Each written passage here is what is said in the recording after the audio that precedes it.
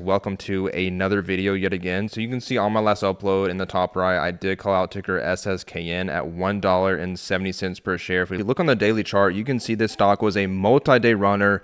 And as of right now, it is up 80% in pre-market. If you go on the 1 hour time frame, you can see I called this one at $1.70 and it reached $4.30 at the peak so far for a massive 150% plus gainer. So my call out before that one, which was on ticker DSS, if you go on the 1 hour time frame, you can see this one actually went from basically 90 cents all the way to $2.70 at the peak for a massive 200% gainer.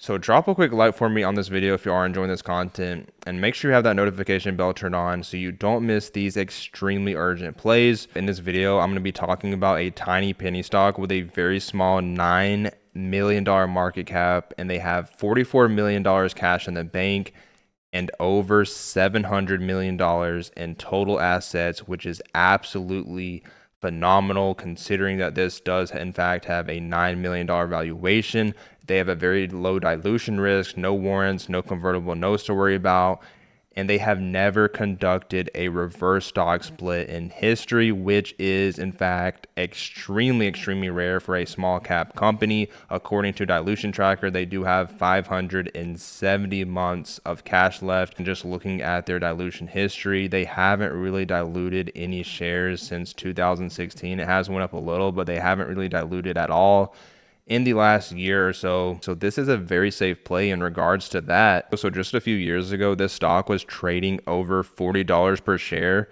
And as of right now, this one is trading under $2. So the stock I'm talking about for this video is ticker CARV, Carver Bancorp Inc., currently trading around $1.70 per share. Now, this is a banking company, and this sector is expected to be pretty hot with interest rate cuts expected to be coming fairly soon. But they did actually just put out a headline or some news on June 24, 2025, just around 2 months ago, that did have some very positive things said in it. So we're going to look at this. Said that they are proud to be here and that the company is only just getting started. They are transforming a mission-driven community bank back to profitability. So it looks like they are heavily focused on becoming profitable again. And they say that it is necessary work.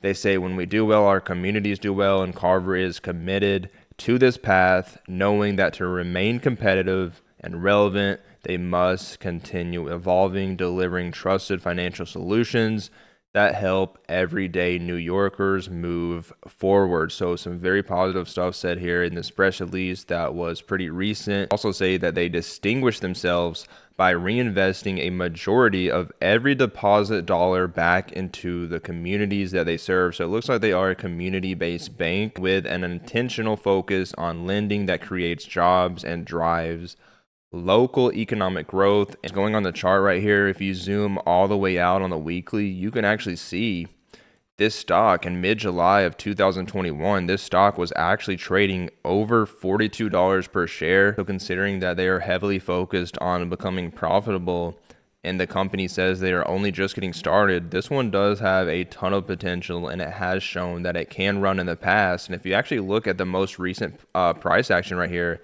this one just ran from this current level all the way to $3.20 on very low volume. So it looks like this one ran from just around 190 all the way to $3.20 per share on less than 500,000 shares of volume. So it does show that this one can move very aggressively when volume does come in. So looking at this right here, guys, we do have the 200-day moving average acting as support. So this one is, the 200-day is not going to be on our way. It's actually going to benefit us, acting as the support just around 165 or to just around 170. We do have the 50-day moving average that will act as short-term resistance, but I'm pretty sure we can, blow right past that when volume does come in.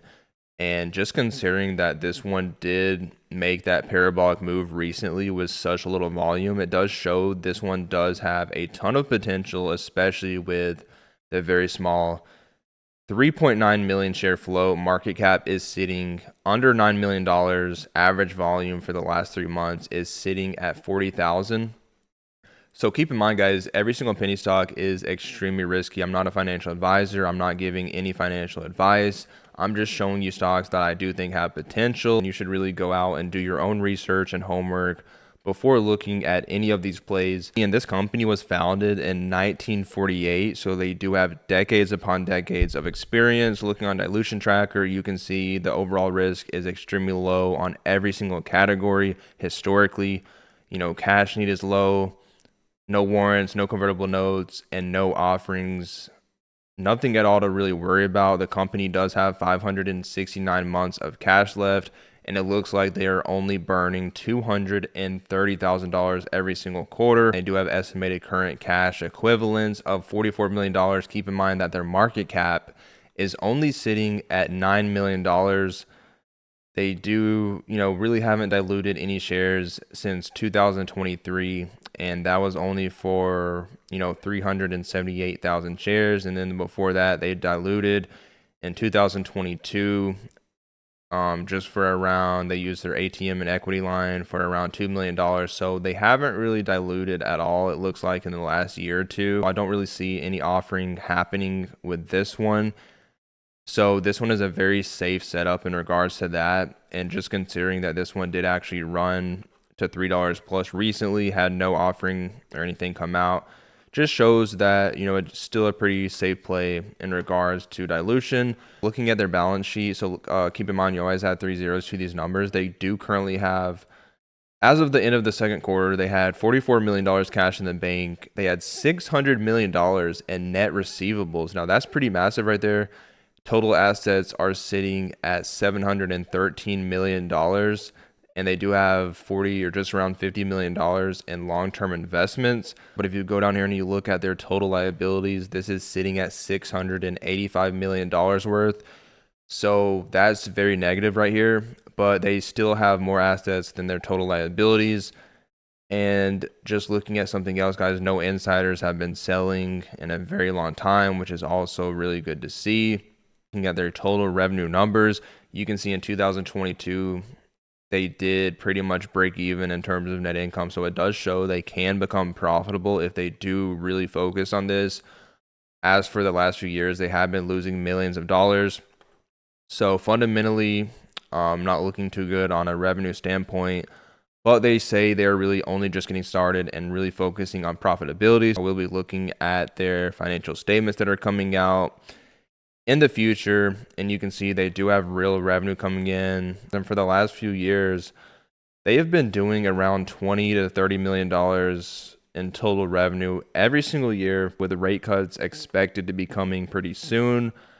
This is a company that has a really good sector to benefit from this. Keep in mind, there will be more favorable terms for loans, and this is a banking company, so that should really benefit Carver, Bancorp, Inc. And that's all I have for today's video. Let me know in the comments what you think about this play, any other plays you're watching, and I will see you on the next video.